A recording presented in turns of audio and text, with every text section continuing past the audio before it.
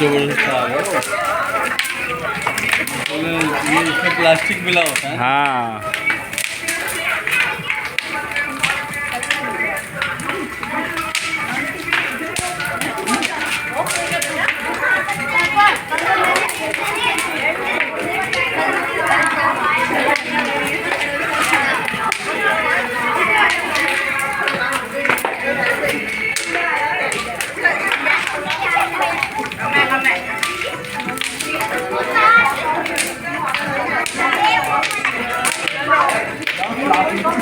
Plastic होता है ना, प्लाईवुड चाहिए।